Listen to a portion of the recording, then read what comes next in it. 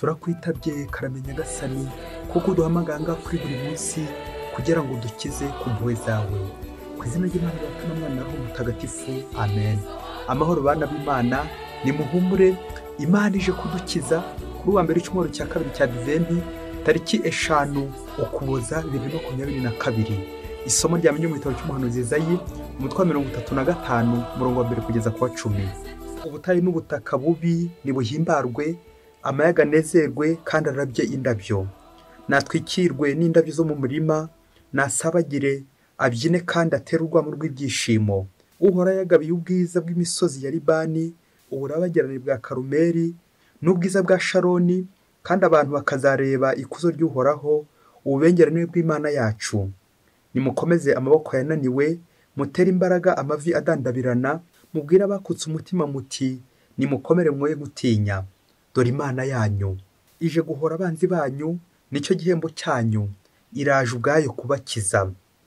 Nuko impumyi zizabone n'ibipfamatwi bizumve, abacumbagira bazasimbuke nk'impara, n'iminwa y'ibiragi iterurwa mu rw'ibyishimo.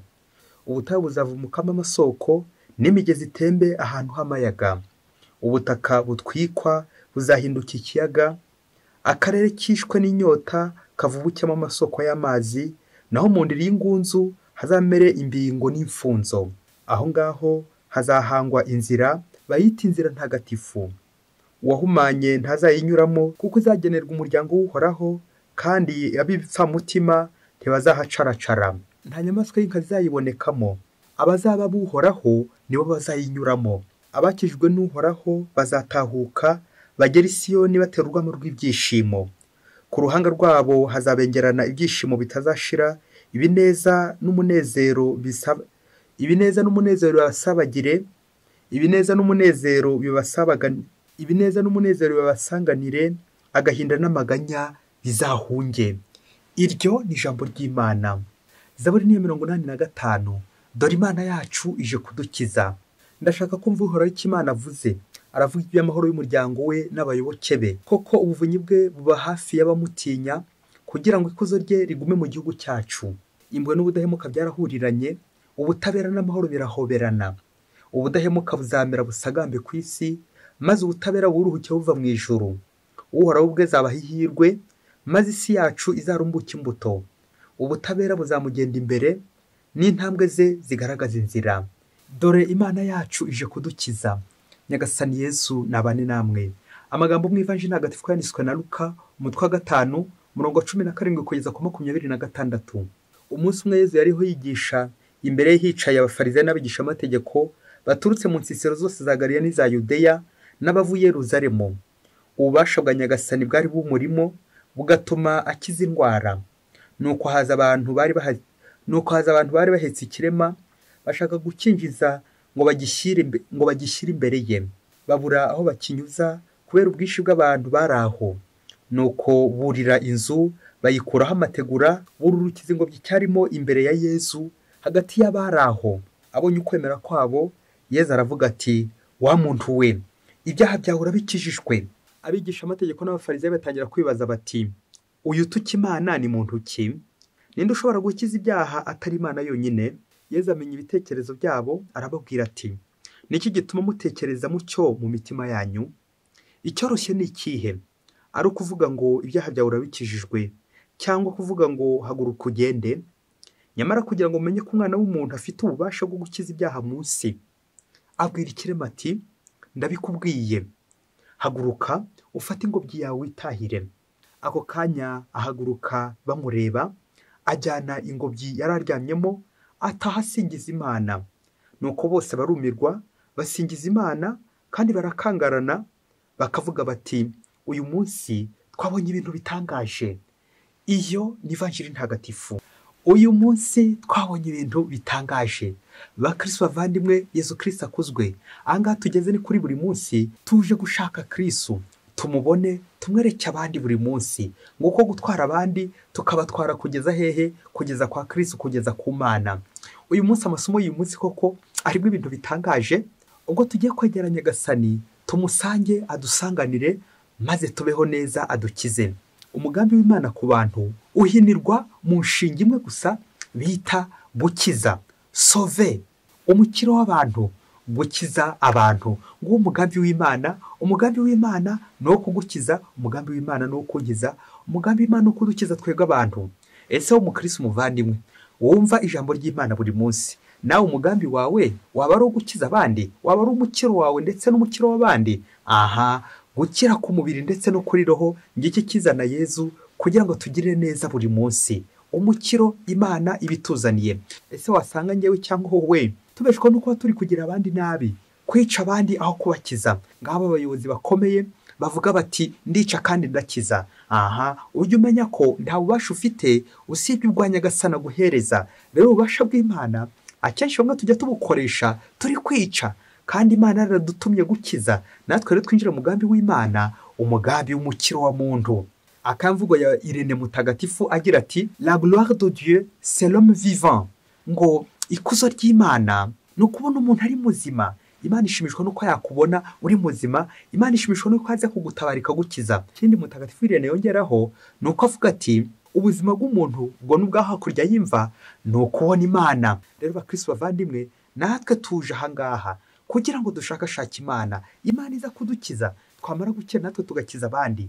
Rero tujye kuzirikana ku ngingo igira iti twabonye ibintu bitangaje. Ese mukristo umuvandimwe, wowe nta bintu Imana iragukorera koko ukajya ureba ukabona ko ari ibitangaza? Nta Imana iragukura, Imana igakunyuza mu nzira wabonaga ko bitaza gukunda? Wari warihebye ukavuga uti noneho Nyagasani ndapfuye birarangiye, wajya kubona ukabona urazanzamutse, wajya kubona ukabona Yezu arakuzuye. Kubera iki? Yezu aje kudukiza nyine. Dore Imana yacu ije kudukiza. Ndagira uragera mu bibazo ukabura ibisubizo neza, ugashakisha hose. Nanjye kuvuga ukamera nkaho ushakira n'igare mu mufuka cyangwa n'ibindi byose agashakisha, ariko Nyagasani gutya akaza kujya gutyo ukabona embo mate agoboye ibisubizo. Twabonye ibitangaza, twabonye ibintu bitangaje, ibitangaza by'Imana. Ahangaha rero tuje gutangarira ahangaha rero natwe tuje gutangara iby'Imana idukorera. Mukristo umuvandimwe, niba naho hari icyo Imana yagukoreye, ngwino imbere tuyishimire, ngwino imbere dufatikanye kugira ngo dushimire Imana. Ndetse natwe Nyagasani icyo adukoreye natwe tukagikorera abandi, kuko Yezu Kristo aza mu buzima bwacu agira ngo adukoreshe kugira ngo akize abandi.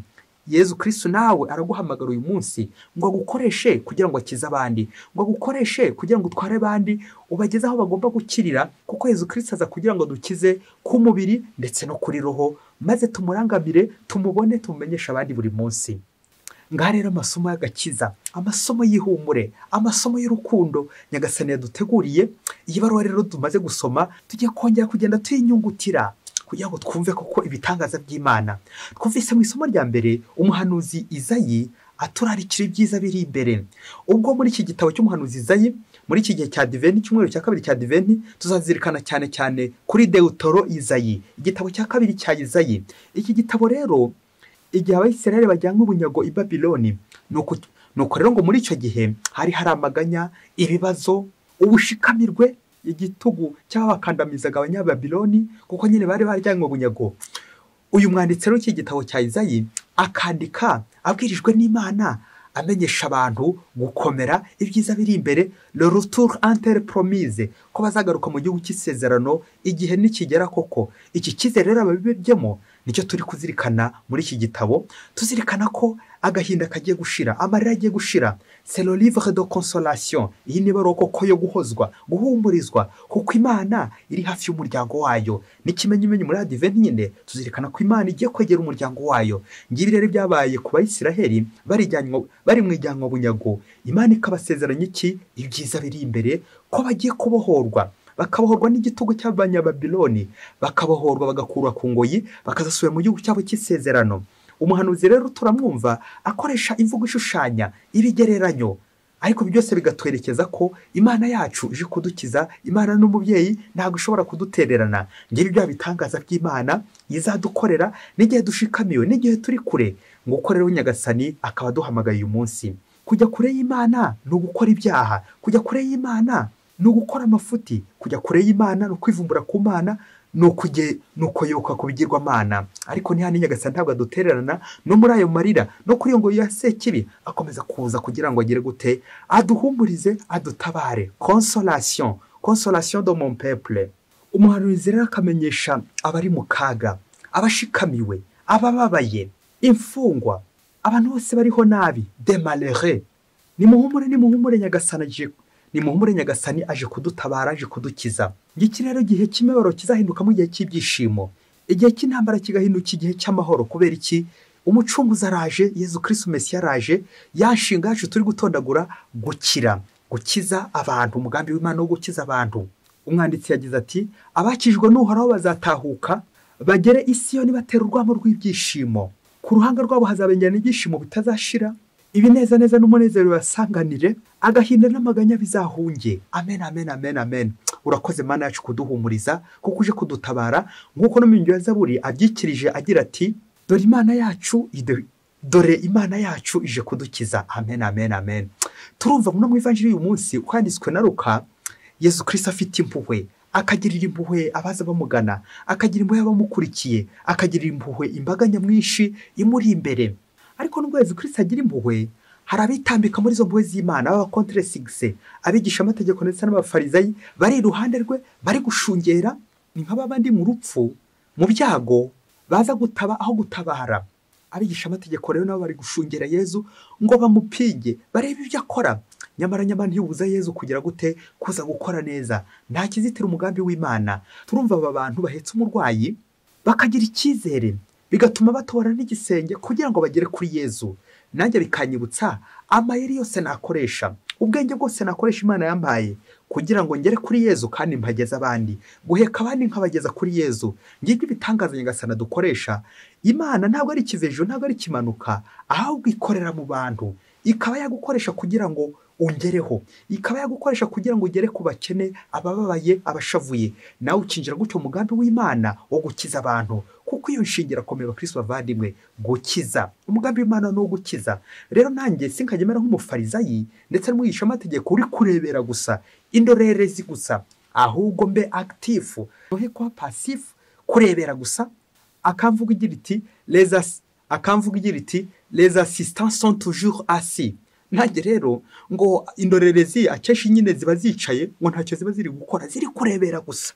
Muvyeyi, wasanga koko nawe uri indorerezi gusa, ngo umufariza n'umwigisha amategeko, aho kugira ngo nawe winjire umugambi w'Imana gukiza abandi. N'akaga keregeje utanga, kwa kwitanga, ugatanga ariko ukanitanga. Ubwo nabwo no kubutabazi bwiza, no gufatikanya na Yezu, no gufasha Yezu kugira gute gukiza abandi, gukiza isi. Urabona Yezu Kristo atangarira uku kwemera, bikaza kugera n'igihe koko akiza uyu murwayi, akamukiza ku mubiri ndetse no kuri roho. Ubwo amukije ati, ibyaha byawe urabikijijwe. Amen, amen, amen, amen. Nguko Yezu Kristo adukiza. Yezu Kristo mu isengesho burya adukiza hombi, ku mubiri ndetse no kuri roho. Buri gitambo cya misa Yezu Kristo yongera gukiza, buri misezo yongera gukiza, kandi ku mubiri no kuri roho. Abenshi rero dukunze kwibanda ku mubiri gusa, ugashaka gukira gusa uburwayi buri inyuma, bwa bundi bugaragarira abantu, nyamara imbere hatari gukira. Na niyo mpamvu Yezu Kristo ari imbere yacu natwe, agira ngo natwe duhekane. Umuvandimwe ararwaye, umuvandimwe afite intimba, muheke kwa Yezu, mushyire Yezu. Injira atabora igisenge mpaka umugejeje kwa Yezu, kugira ngo Yezu Kristo amukize ku mubiri ndetse no kuri roho. Ariko kenshi twebwe ubwenge bwacu buracagase, nous avons des limites. Twebwe rero kuba ducagase, hari byinshi tutabona, nyamara Yezu Kristo aba yakoze byinshi. Yezu Kristo akora ibigaragara ndetse n'ibitagaragara. Na niyo mpamvu ibitangaza bya Yezu akenshi iyo utemera cyane, nirinze kuvuga iyo udafite ukwemera, akenshi ubona bikeya, babandi babona bikeya. Ariko iyo ufunguye amaso ubona ibitangaza bya Yezu byinshi. Yezu Kristo agutambagira mu bantu akora ibitangaza. Imbaga yari mushagaye amaze gukiza uyu muntu, nibwo batangaye bati, uyu munsi twabonye ibintu bitangaje. Amen, amen, amen, amen. Nawe umukristo ufunguye amaso, nta na rimwe utabona ibitangaza by'Imana. Burya nunabyuka ukabona birakunze, cyo ni igitangaza cy'Imana. Hari benshi baryama ntibabyuke mubyeyi, nujya gukaza ukabona biri gukunda, ukabona urakoze ukabona birakunze, dushimira Imana, icyo ni igitangaza cy'Imana. Nusinzira ugakanguka, icyo ni igitangaza cy'Imana. Ko ufite ubuzima kabone nubwo warwara, nyamara nabwo Nyagasani ari gukomeza gukora igitangaza no muri ubwo burwayi bwawe, no muri ibyo bibazo byawe. Yezu Kristo arashaka guhatambuka kugira ngo akirizemo abandi. Ntukabazwe nuko warwaye, wenda ukarwara uburwayi budakira, ukarwara uburwayi nanjye kuvuga w'ikigeragezo, naho Yezu Kristo arahatambuka kugira ngo agukize, akize n'abandi. Rega twebwe icyacu nuko akenshi dukunze kureba ku mubiri, nyamara Yezu Kristo ibyo yakije kuri roho ni byinshi cyane, aho yakije kuri roho ni benshi cyane, nuko twebwe gusa dukomeza kureba mu ndorerwamo y'aya maso y'umubiri agaragara, nyamara umutima yabaho geraga Imana. Twagombye natwe kubona ibitangaza by'Imana idahwema kudukorera buri munsi buri kanya. Iyo wakoze ibintu ukabona birakunze, wagize ngo n'ububasha bwawe n'imbaraga zawe, ni Yezu Kristo wabikoze, ni Yezu Kristo wabikoze. Shimira Imana mu Kristo muvandimwe, ibitangaza by'Imana. Twabonye ibintu bitangaje. Ngaho nazo kwisuzuma mu buzima bwawe bwa buri munsi. Ese ujya ubona ibitangaza by'Imana? Ese ugira uruhare mu mukiro wawe n'umukiro w'abagenzi bawe? Ni kangaho ujya ushyira abandi Yezu, ukabageza kwa Yezu? Iminota yawe, umunsi wawe, amasaha yawe, isengesho ryawe urishyiramo bande? Isengesho ryawe usabira bande? Isengesho ryawe uhekamo bande? Uhetse bande ku mutima? Ni bande uhetse ku mutima? Ni bande bari mu mutima wawe? Wasanga ari abanzi upakiyemo, uzivuna mu minsi iri imbere, uzica babandi bari imbere uzagambanira. Nyamara aho gushyiramo abantu imbabare, indushyi, abashavuye, abarwayi, abantu bose bababaye, ukabashyira mu mutima, ukabaheka, ukabageza kwa Yezu kugira ngo Yezu agire gute? Abaruhure kandi abagire neza. Coopération dans notre salut et dans le salut des autres. Umunsi umwe hirya kure cyane muri Afurika, ngo abagabo 3 biteguraga gukora ikizamini cyo gutwara ambulance, cyo gutwara imodoka yo gutwara abarwayi. Nuko wagombaga gutsinda ikizamini, yagombaga kujya ahembwa amadolari 100 ku munsi, bitewe byumvikane n'iyo mvune babahuye nayo, gutwara abarwayi, kwita ku barwayi n'izindi mvune zose bahura nazo. Amadolari 100 ku munsi babyeyi. Nuko b'abashoferi ngo bari 3, ngo 2 muri bo bari barize ibintu bya automobile, ibintu by'ubukanishi, gutwara amamodoka, ibi bikomeye cyane, ibarabyize mu ishuri ndetse bagera ku rwego rwa universite. Na undi mushoferi wa 3 we ngo yari yarize sciences humaines, ibintu bijyanye n'ubumenyi bw'umuntu, ariko azi gutwara. Urumva bose bari bazi gutwara, bafite impushya zo gutwara. Nuko kuko ubwo barabakanda mu kuzakora icyo kizamini cyo kuzatsindira uzaba umushoferi w'ibitaro, kugira ngo ajye atwara kugira ngo ajye atwara abandi, atwara abarwayi, abageze kwa muganga ndetse n'ahandi hose bakeneye ubufasha kugira ngo bakire. Nuko bagombaga kubakoresha ibizamini, baza kubaha imodoka kugira ngo babe bitoza ukuntu bazajya bakora uwo murimo. Ubwo buri wese nyine bamuhereza imodoka ye kugira ngo abe yitoza. Nuko ngo umunsi w'ikizamini, cyari gutangira saa 2 zuzuye, bagombaga bose kuba bahageze kugira ngo batangire n'ikizamini. Ubundi habonekemo umwe nyine uzaba umushoferi w'ibitaro, umushoferi wa ambulance, ingobyi y'abarwayi. Urumva ntagombaga gukerererwa kuko ikizamini cyagombaga guhita gitangira saa 2. Nuko ngo bari mu ngo zabo bari kwitegura, buri wese ari kwitegura, 2 muri bo bahiriza isaha kugera mu kizamini saa 2 baba bayubahirije. Wandi wa 3 ngo amaze kwitegura, yakije imodoka ngo agiye kugenda, nuko imbere yaho n'umwana uri gutabaza, ngo umwana ari kumwe na nyina utwite. Nuko umwana atakambira umushoferi ngo namutabare ngo mugereze mama kwa muganga, kuko nyina yari atwita kuri we, bishoboke ko yari agiye kubyara. Nuko umushoferi biramucanga, yibaza ukuntu ajye gusiba akazi, ajye gukerererwa akazi, kandi kuko isaha zageze. Yibaza ukuntu kuko isaha zigeze, none abantu baje kumbuza uburyo. Ngaho nawe mubyeyi tekereza, umushoferi agiye gukererwa ku kazi, wabigenza ute uri uyu mushoferi kubona akazi ugiye kugakerererwa? Kandi ugakerererwa ukumva ibyo umwana avuze, biraza kurangira nyine akazi ukabuze. Ese urahitamo kubura akazi cyangwa urahitamo gutwara uyu mubyeyi kwa muganga? Ageze nuko umushoferi biramwanga mu nda, nuko arikomereza. Ariko ageze imbere yumva koko bitameze neza, ahita aragaruka vuba na bwangu, nuko afata wa mubyeyi aramutwara amugeza kwa muganga. Ubwo hafi zari saa 3 zigeze, kandi ikizamini cyagombaga kuba kirangiye nyine saa 3. Nuko umushoferi afata ya modoka y'abandi ngo agiye kuyitanga isubiza ba nyirayo, kuko nyine ikizamini atabaye kikijyamo, ikizamini cy'akazi nyine cyamurenzeho, kuko ngo yisha amasaha y'ikizamini. Nuko mu gihe agiye gusubiza imodoka y'abandi, ngo ageze aho bagombaga gukorera ikizamini, ahasanga abagenzi bamutegereje, babandi bagomba gukorana ikizamini bari kwivovota. Wa mushoferi mu gihe agiye gutanga imfunguzo za ya modoka, nuko wakoresheje ikizamini arabahamagara, arababwira ati ubu ngubu rero ikizamini cyarangiye. Birumvikana umushoferi wa 3 ahita amanika amaboko kuko ikizamini cyarangiye. Ngaho foro watsinze ikizamini muri aba 2 bari bitabiriye kandi bakubahiriza isaha. Nuko rero mu gihe ikizamini cyari gitaratangira, birumvikana babandi 2 bakomeje kwicara bategereje ko ikizamini gitangira, bakomeza bivovota ngo babakerereje. nuko ngo wakoresheje ikizamini ngo arahaguruka atangira kuvuga uburyo ikizamini cyarangiye, maze arababwira ati umva rero mwabashoferi mwe, twabahaye imodoka ko muri batatu, buri wese twamuhaye imodoka, ariko ikizamini mwagombaga gukora cyari uyu munsi nyine. Nuko ahera ku wa mbere aramubwira ati niko imodoka twaguhaye nta bantu mu gitondo watambutse uje mu kizamini cy'akazi bagwiriwe n'impanuka, babuze ubajyana kwa muganga kugira ngo bakire, abo se washoboye kubatabara? Nuko wa mushoferi areba hirya areba hino, yibuka ko hari abantu yatambutseho bagize impanuka bari mu nzira, nuko afata icyemezo cy'uko nyine agiye kwihutira kujya gukora ikizamini cy'akazi hatataza kubura epfo na ruguru. Nuko nyine aza kubyibuka ko atatabaye abo bantu b'impanuka yabonye ku nzira. Nuko wakoresheje ikizamini yongera abaza uwa kabiri ati nta bantu b'indembe bahuye nabo ku nzira wagombaga kubagejeje kwa muganga mu gitondo? Nuko nawe arebye inyuma areba n'imbere asanga ko hari abantu bahuye mu nzira, barebye bamwe baryamye mu nzira, ntiyanabaza uko bimeze. Nuko wa muyobozi w'ikizamini arababwira ati umva rero mwebwe, umva rero imodoka twazibahereye kugira ngo nyine mutangire ikizamini, kuko ikizamini cyatangiye nyine cya gihe mwagombaga gutabara abo bantu, kuko ingobyi, kuko ambulance ingobyi ni uguheka nyine abantu kwa muganga. Ikizamini rero cyabaye cyatangiye, uriya rero waje wa gatatu mwibwira ko yakererewe, uriya niwe watsinze ikizamini, yahise watsinda icyo kizamini atwara umubyeyi kwa muganga, umubyeyi wari ukuriwe, umubyeyi utwite kugira ngo ajye kubyara. Rero wa gatatu watsinze ikizamini, gumana iyo modoka, iyo ambulance kugira ngo koko ukomeze akazi watangiye, ikizamini wagitsinze. Bakristo bavandimwe, ngaha rero natwe tubonye ibintu bitangaje. Ese uri aba bashoferi babiri babandi bari barize na automobile, babandi bari imbere bategereje ikizamini, bagakubwira ko ikizamini wakirengagije mu nzira, wabigenza ute? Kandi warize, ufite ubuhanga buhambaye, ufite ubwenge buhambaye, none ikizamini ariko wagize gute? Ikizamini wagitsinzwe, warangaye, hari ibintu utitayeho, hari abantu wirengagije ku nzira, kandi aricyo cyari ikizamini. Nguko natwe abakristo bavandimwe, ubuzima bwacu bwa buri munsi ni ikizamini dukora buri munsi, twita kuri bagenzi bacu babandi duhura nabo ku nzira.